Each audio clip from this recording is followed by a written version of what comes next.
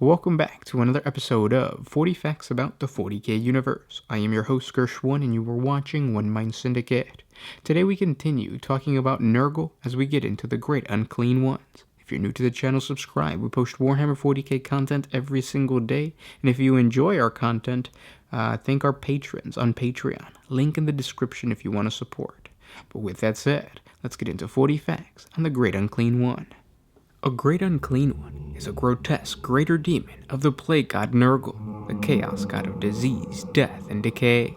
They are amongst Grandfather Nurgle's greatest servants, bearers of his most sacred plagues and poxes. These monsters are squat and mountainous, covered in rotting flesh and open sores that weep foul rivers of pus. Hot ropes of intestines drip out of huge tears in their enormous, bloated, and distended bellies. This horrific girth is supported by two impossibly small and atrophied-looking legs, and their large, bulbous heads are crowned by enormous, stag-like antlers. To a mortal's eyes, these greater demons of Nurgle are undoubtedly the foulest of all the demonic servants of the ruinous powers. Each of these great unclean ones is shaped in the fashion of Nurgle himself, fly-blown, maggot-ridden innards spilling into view through the tears and gashes in his swollen belly as he lumbers forward. Clusters of pus are always erupting from his hide, birthing small swarms of giggling Nurglings, noxious juices seeping from dozens of infected sores, leaving a glistening trail of mucus in the great unclean one's wake. Few mortals have the stomach, let alone the will, to oppose such a being. Great unclean ones are seldom deathlike or morbid in character. In fact, they are usually motivated by the same trivial enthusiasm that drives the living. They are gregarious and even sentimental in their nature, with a remarkable fondness for their followers. They often refer to their followers as their children, and take great pride in their appearance and oddly endearing behavior. It is not uncommon for great unclean ones to compete amongst themselves in the matter of spreading Nurgle's plaguesome blessings across the galaxy. They take pride in the achievements of their fellow servants of Nurgle, proclaiming joyfully the splendors of the poxes and sores evidenced by those around them, and laugh heartily at the death and destruction created in the name of Nurgle. Their appearance on the mortal plane is heralded with an ear-shattering howl of glee as they burst through the veil of reality, delighted to walk upon real space once again, spreading their bounty of plagues upon mortals. Often disease and desolation on a planetary scale herald their arrival, as entire populations are stricken with corruption of the Plague Lord's favorite plague, which is known as Nurgle's rot. This disease is the most contagious and most heinous of all sicknesses, poxes, and fevers Father Nurgle has ever conceived. The afflicted mortals slowly suffer as the plague ravages their bodies, turning them into bloated, rotting, living corpses before they succumb to their inevitable agonizing demise. The bile-slick great unclean one then waddles through the collapsed cities and mounds of dying, happily bestowing his blessings, borne aloft on a living tide of Nurglings. Driven to coordinate Nurgle's chaotic endeavors, a great unclean one seeks to instill purpose and function in the demonic legions under his command. Globules of yellow-green spit fly from his mouth as the great unclean one urges his minions onward. With grumbles, the greater demon harries those who are tardy in advancing, or who seem less energetic in the pursuit of the goals of Grandfather Nurgle. The love of their minions fill a great unclean one with joy, but they are consumed with indignation when a foe seeks to thwart Nurgle, and this escalates to rage when his underlings are harmed. When roused to war, a great unclean one is a terrifying sight to behold. Though ponderous, they are but unstoppable on the advance, shrugging off the bolts and blades of the foe as though they were nothing but bothersome insects. Aided by the momentum of his charge, a great unclean one will throw his immense bulk upon the victim with all the force it could muster, the selfless act of generosity warming its rotten heart. Those that survive the charge are met with a combination of diseased plague flails, iron-bladed bile swords, filth-encrusted bile blades, and rusted doomsday bells. It is not physical attacks alone that make a great unclean one so dangerous. By breathing deeply on the festering powers of the warp, he can summon a pestilent wind to wither his foes, vomit forth streaming tides of filth, maggots, and mucus, or bless his underlings with new tumorous growths that cover the worst of wounds. If threatened with bodily harm, the thousands of diminutive Nurglings that follow in the greater demon's wake will attack an unwary opponent, dragging them down in a murderous wave the instant their father is attacked. Naturally born carrion creatures, numbering in the thousands, gather around the greater demon to protect it and trail in its wake. Hordes of sky-blackening flies, rats, vultures, crows, and worms inevitably follow a great unclean one's passing. Great unclean ones long ago became inured to pain, a result of their abundant infections, plagues, and virulent sores. Their truly massive size and their ability to withstand almost any level of injury or pain make them dangerous adversaries, as they can absorb astounding amounts of damage before finally falling to the attack of their foe. These demon lords possess a hellish prowess which seems at odds with their bulk and squat stature. They barrel into the enemies, laughing boisterously, all the while laying out their colossal rusty cleavers and seven-headed plague flails. The thick clouds of flies, which feast at their open sores, disrupt the attacks of their enemies and spread the putrid diseases of their host. All the while, the cooing Nurglings form a hideous vanguard for their patriarch, and in a playful gesture, do all they can to spread their father's beloved plagues to all those nearby. One of Grandfather Nurgle's most beloved great unclean ones was Bollothrax. In the 33rd millennium, 3 imperial sectors were overrun by a vast army of the immaterial, referred to fearfully as the Demon Tide. Deploying into the Demon Path, 5 knightly houses, led by the renowned nobles of House Turin, formed an adamant bastion to halt the rampage. Using swift packs of Armiger Helverins and Warglaives, High Queen Desmadara Turin channeled the demons through the shattered valleys of Godsmod. As the warp-born creatures spilled onto the hallowed plains, they were subjected to thunderous bombardments by 24 knights castellans. The demons' casualties were phenomenal, yet with no concept of fear, they surged onward to exact vengeance. Over 600 Questoris-class knights stormed out to meet them, enduring barrages of sorcery, flame, and filth that sent towering suits toppling to the ground. With Queen Desmadara and her exalted court at the lance point, the knights slammed into the still vast demonic horde.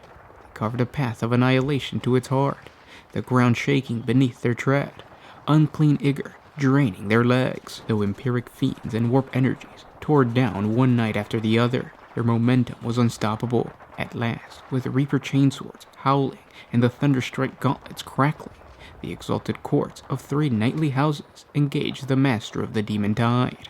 The battle that followed was so grandiose and catalytic that it spawned hundreds of songs, tales, and tapestries. Several heroic knights were slain by the enormous Great Unclean One, Bollothrax, before the Knights Valiant, known as the Master of Iron, and the Fellbreaker, successfully pinned the foul abomination with their thunder coil harpoons.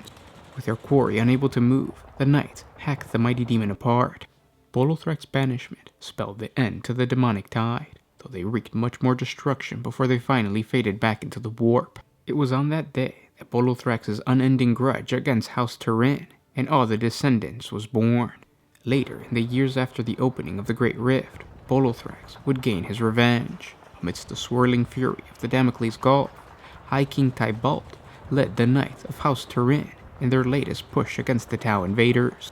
They struck the recently reclaimed Tau colony world of Shazet, formerly an Imperial-held planet known as Gazamere. Initially, the Turin offensive progressed well. The Knights were supported by a force of Raven Guard Space Marines, who scouted ahead at their advance and repeatedly neglected the Xeno enemy's rapid maneuvering abilities. The battle took an unexpected turn, however, as the skies curled into matted filth. Black rain fell, rotting all that it touched. From this filth rose the demons of Nurgle, led by the bloated abomination that is Bollothrax, the Great Unclean One. In the vicious conflict that followed, House Turin sustained terrible losses, but the vengeful Bollothrax wounded High King Tybalt sorely and fell the knights of 3 of his closest blood relatives. It is only when the Raven Guard lured the Tau forces into contact with the demonic host that Tybalt's exalted court was able to spearhead a breakout. The mauled Imperial forces staged a fighting retreat to their extraction point, battling droning plague creatures all the way.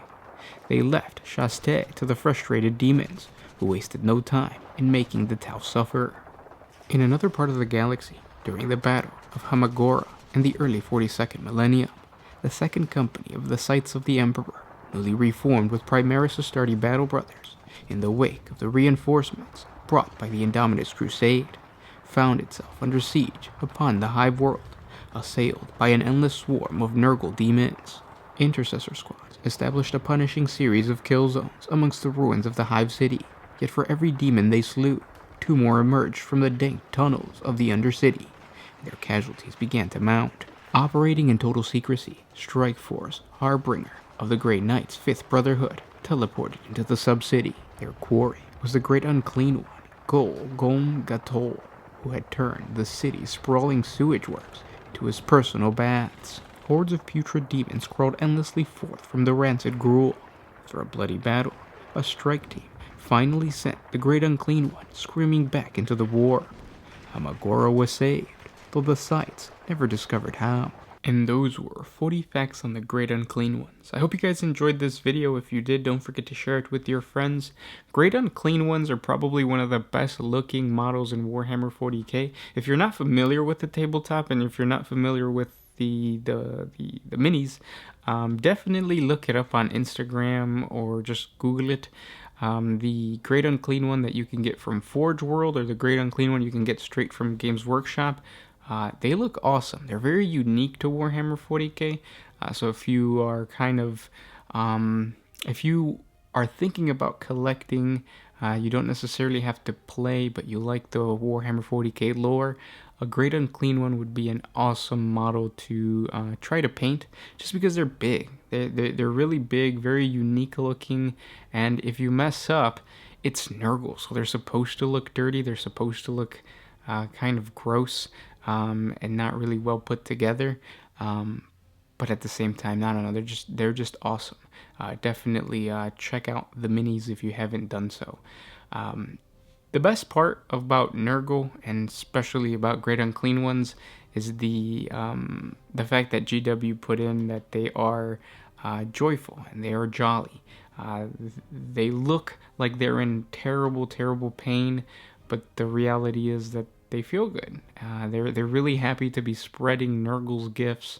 They're really happy to be getting all these people sick and all this destruction is happening. But to them, it's all about entropy, and it's all about like just the natural cycle of life, and everything has to die or get close to death.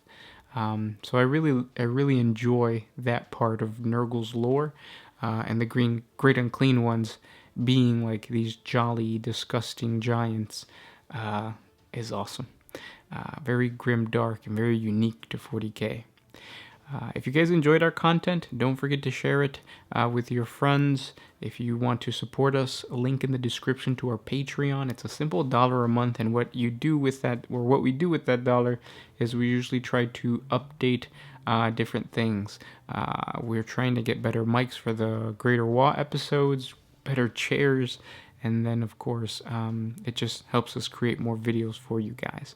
So that's what the $1 a month goes to, if you support us on Patreon.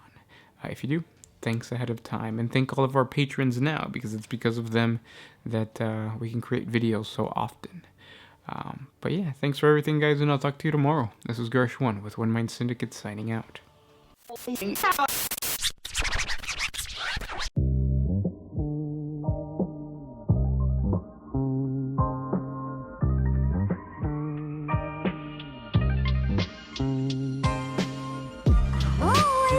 Put my freedom first in any situation.